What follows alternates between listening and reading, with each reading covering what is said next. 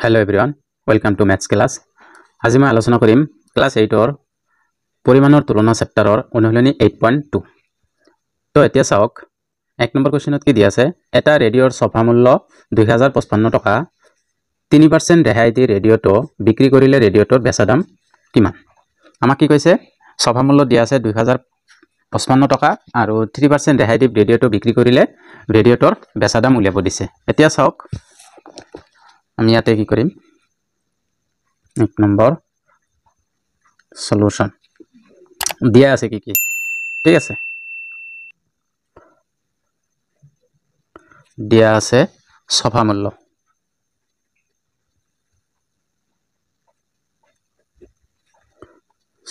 দিয়া আছে কিমান 2055 টকা ঠিক আছে আৰু ৰেহাই দিয়া আছে 3% বেচা দাম উলিয়াব লাগে ঠিক আছে আমাক কি উলিয়াব দিছে বেচা দাম উলিয়াব দিছে তো এতিয়া চাওক এতিয়া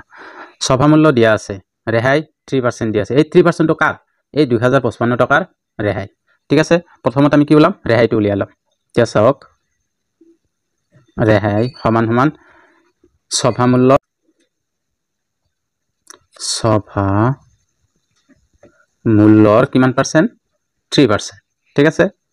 ছফা মূল্য কিমান দিয়া আছিল 2055 আৰু ৰেহাই দিয়া আছে 3% আমি কি 3/100 ঠিক আছে এইখিনিলৈকে বুজি পাইছে এতিয়া চাওক ওপৰখিনি পূৰণ কৰি দিয়ক ওপৰখিনি এইটো আৰু এইটো পূৰণ কৰিলে 3 5 গুণ কিমান 15 15 ৰ 5 7 ৰ কিমান 1 ইয়াতে পূৰণ কৰি দিও 2 5 5 3 ৰে পূৰণ কৰিলে 3 5 গুণ 15 15 5 7 ৰ 1 3 5 গুণ 15 1 16 16 6 7 ৰ 1 3 0 গুণ 0 আৰু 1 1 3 2 গুণ 6 তেনেহ'লে কিমান হ'ব 6165 বাই কিমান আছে 100 আছে এতিয়া এটো আমি কি হৰণ কৰিলে কি এটা শূন্যৰ কাৰণে ইয়াতে দশমিক দুটা শূন্য আছে তো ইয়াতে দশমিক তো হৈছে 6165 এটো হল ইমান টকা ৰেহাই ঠিক আছে আমাক উলিয়াব দিছে কি বেচা দাম এতেকে বেচা দাম সমান আমি কি জানো ছফা মূল্য মাইনাস ৰেহাই ছফা মূল্য মাইনাস ৰেহাই ছফা মূল্য কিমান দিয়া আছিল 2055 মাইনাস ৰেহাই কিমান পালো আমি 61.65 টকা ঠিক আছে চাওক ইয়াৰ পৰা এইখিনি বিয়োগ কৰিলে কিমান হ'ব বিয়োগটো মই ইয়াতে দেখাই দিছো 2 5 5 6 দশমিক দি দিছে দুটা যেহেতু দশমিক আছে দশমিক দি দিছে 6165 এটোৰ পৰা এক ধাৰ কৰক 10 10 ৰ পৰা 5 গলে 5 ইয়াত থাকিল 9 9 ৰ পৰা 6 গলে 3 দশমিক আছে দশমিক দি দিয়ক এটা 4 4 ৰ পৰা 1 গলে কিমান 3 ইয়াত থাকিল কিমান 5 5 ৰ পৰা না যায় 1 ধৰ 15 15 ৰ পৰা 6 গলে কিমান 9 ইয়াত থাকিল কিমান 9 9 ইয়াত থাকিল 1 কিমান হল 1993.35 টকা এটাকে আমি বেচা দাম কি পালো 1993.35 টকা এতিয়া চাওক 2 নম্বৰটো কি দিয়া আছে সুমনে এখন গণিতৰ কিতাপত 10% ৰেহাই পোৱাৰ পাছত 190 টকাত কিতাপখন কিনিলে কিতাপখনৰ ছফা মূল্য কিমান প্ৰথমত কি ৰেহাই দিয়া আছে 10% আৰু বেচা দাম দিয়া আছে 190 টকা আমাক কি ছফা মূল্য উলিয়াব দিছে এতিয়া চাওক 2 নম্বৰ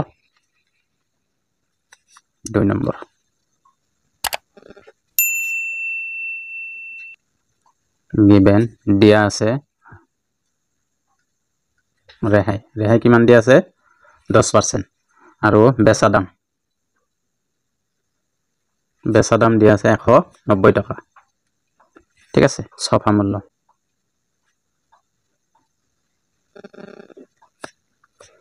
মূল্য আমাক উলিয়াব লাগে এতিয়া চাওক আমি প্ৰথমত ছফা মূল্যটো উলিয়াম ধৰা হল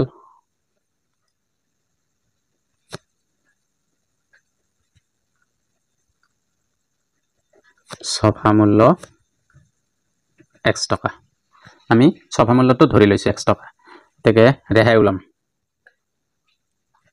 ৰেহাই x টকাৰ কিমান পাৰ্চেণ্ট 10%, ঠিক আছে এতেকে x পূৰণ 10% যেহেতু 10/100, ঠিক আছে ইমান টকা এখিনি পূৰণ কৰক 10 লগত x পূৰণ হ'ব 10x থাকিল কিমান 100 ইমান টকা, ঠিক আছে এখিনি হল আমাৰ কি এইটো আৰু এটা কাটিব পাৰো এইটো শূন্য লগত কাটিলে কিমান থাকিব x/10 টকা এখিনি হল আমাৰ কি ৰেহাইটো, ঠিক আছে আমাক উলিয়াব দিছে কি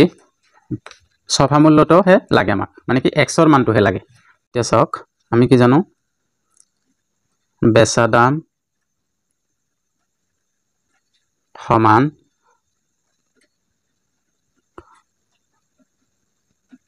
সফা মূল্য মাইনাস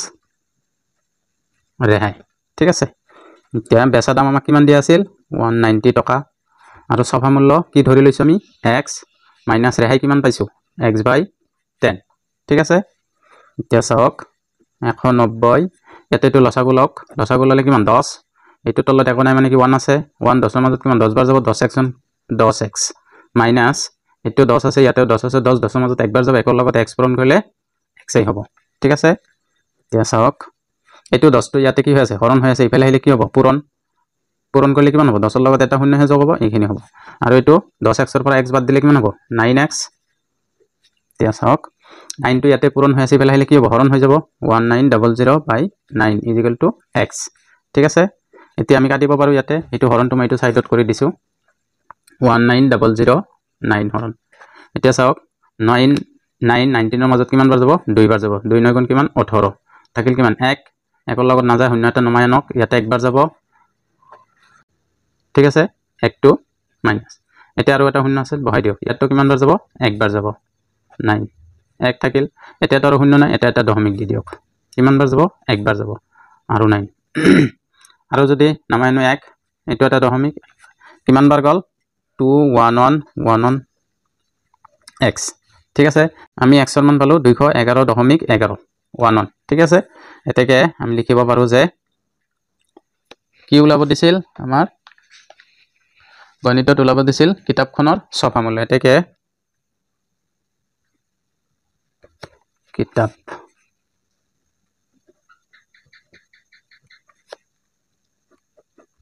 সফা মূল্য কিমান 211.11 এতিয়া চাওক 3 নম্বৰটো 3 নম্বৰত কি দিয়া আছে সফা মূল্য 700 টকা এতিয়া চাওক 3 নম্বৰত কি দিয়া আছে সফা মূল্য 700 টকাৰ বস্তু এটা ৰমেনে 630 টকাত কিনি আনিলে তেও কিমান শতাংশ ৰেহাই পালে 700 টকাৰ বস্তু এটা 630 টকাত কিনি আনিলে আমাৰ কিমান পাৰ্চেন্ট ৰেহাই পালে তাৰ মানে এইটো শতাংশটো উলিয়াব দিছে এতিয়া চাওক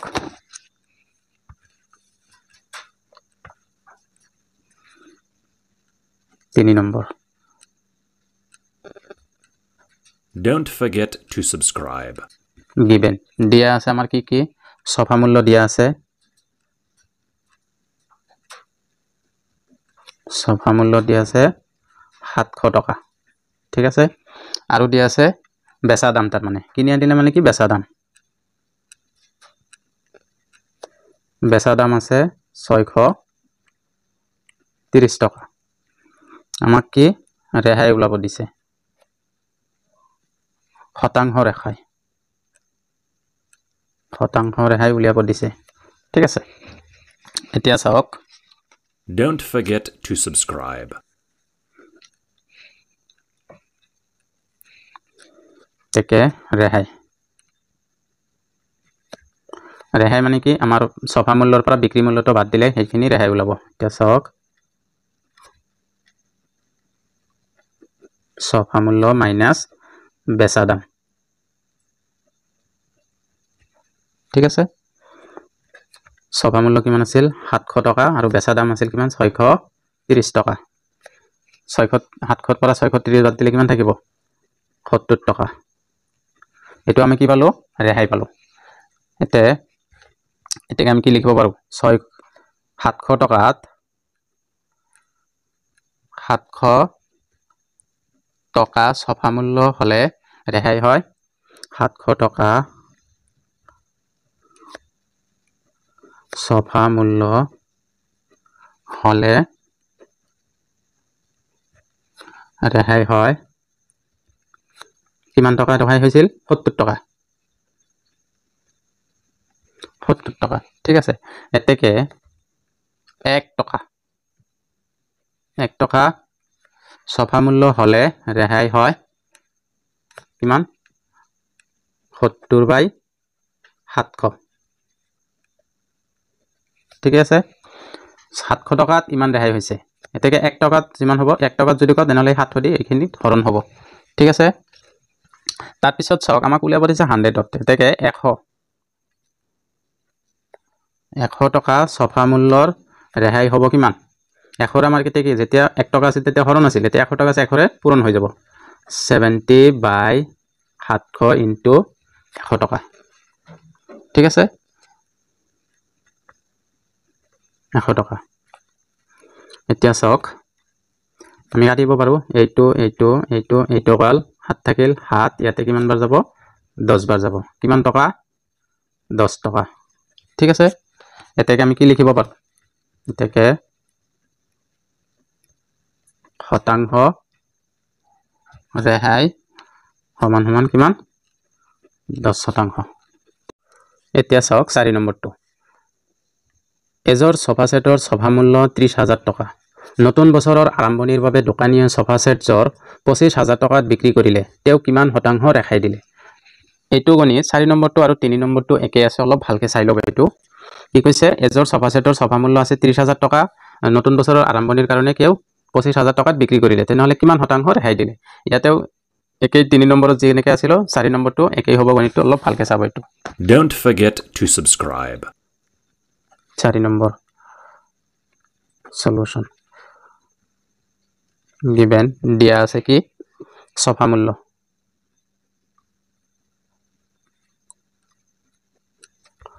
সোফা মূল্য দিয়া আছে 30,000 টকা ঠিক আছে তাৰ পিছত দিয়া কি হেতু নতুন বছৰৰ কাৰণে কিমান টকাত বেচিলে তাৰ মানে বেচা দাম পালে 25,000 টকা ঠিক আছে 25,000 টকা আমাক কি উলাব দিছে শতাংশ ৰেহাই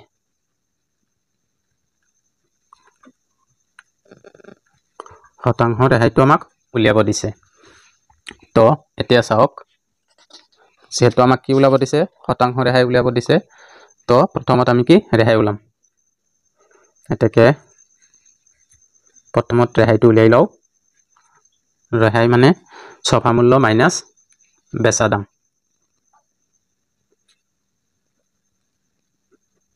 সোফা মূল্য মাইনাস বেচা দাম সোফা মূল্য কিমান আছিল আমাৰ 30,000 আছিল ঠিক আছে আৰু বেচা দাম আছিল 25,000 একেবাৰে সহজ গণিত অলপ ভালকে চালাই হৈ যাব তো 30,000 পৰা 25,000 বিয়োগ কৰিলে কিমান থাকিব 5,000 টকা এটো হল আমি কি ৰেহাই পাইছো ঠিক আছে এতেকে আমি কি কৰিম আমি 30,000ত ৰেহাই পালো 5,000 টকা আমাৰ কি পাৰ্সেন্টেজ মানে শতাংশত প্ৰকাশ কৰিব দিছে আমি কি শতাংশ তুলাম এতিয়া চাওক 30,000 টকা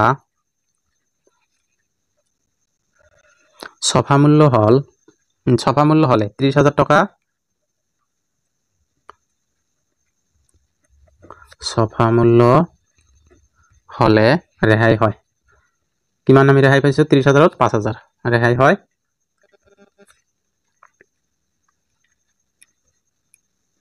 5,000 টকা ঠিক আছে এতেকে আমি 1 টকাৰ কাৰণে উলাম আগত 1 টকা সোফা মূল্য হলে ৰেহাই হয় কিমান 1 টকা সোফা মূল্য হলে ৰেহাই হয় এইটো আমি কি কৰিম 5,000 টকা 30,000 ৰে হৰণ হ'ব যেহেতু 1 টকাত উলাব দিছে তেনেহলে আমি কি লিখিম 5,000 হৰণ 30,000 টকা ঠিক আছে অলপ ভালকে চাব এইখিনি আৰু কি এতেকে 100 টকা যেহেতু আমাক পার্সেন্টেজত উলাব দিছে শতাংশত উলাব দিছে আমি কি 100 টকাটো উলাম 100 টকা সোফা মূল্যৰ ৰেহাই হ'ব কিমান যেহেতু 1 টকাৰ উলাওতে হৰণ দিছে এতে 100 আছে মানে বেছি তাৰ মানে পূৰণ কৰিব লাগিব 5,000 হৰণ 30,000 পূৰণ কিমান হ'ব 100 টকা ঠিক আছে এতিয়া চাওক হৰণ কৰিলে কিমান কিমান ওলায় এটা শূন্য এটা শূন্য এটা শূন্য এটা শূন্য কাটিলোঁ ইয়াত থাকিল এটা শূন্য এটা শূন্য আৰু এটা শূন্য এটা শূন্য এতিয়া আমাৰ কি আছে 50 আছে ঠিক আছে মই ইয়াতে হৰণ কৰি দিম 52 3 ৰে হৰণ কৰিব লাগে এতিয়া চাওক 3 ৰে প্ৰথমত পাছত কেইবাৰ যাব একবাৰ যাব 3 থাকিল কিমান 2 শূন্য এটা নামি আহক 3 টো 20 ৰ মাজত কেইবাৰ যাব 3 6 গুণ 18 মানে 6 বাৰ যাব থাকিল কিমান 2 ঠিক আছে এতিয়া আৰু না যায় এতিয়া এটা দশমিক দি দিয়ক দশমিক দিলে শূন্য এটা বহাব পাৰো আকৌ কিমান বাৰ যাব 6 বাৰ যাব 18 আকৌ 2 আহিল দশমিকটো দিছো আৰু এটা শূন্য আকৌ 6 বাৰ যাব এনেকে যায়ে থাকিব ঠিক আছে আমি কি লিখিম 16.66 শতাংশ ঠিক আছে ইমান টকা পা এইটো আমি কি যেতিয়া আমি কি পাম যে দশমিকৰ পিছত দুইটা সংখ্যা হোৱাৰ পিছত যেতিয়া আৰু কি 5 তকৈ ডাঙৰ হ'ব তেনেহলে এইটো সংখ্যাত কি হ'ব 1 যোগ হৈ যাব তো মই ইয়াতে এইটো লিখি দিম এইটো হৰণখিনি ৰাখিব এতেকে শতকৰা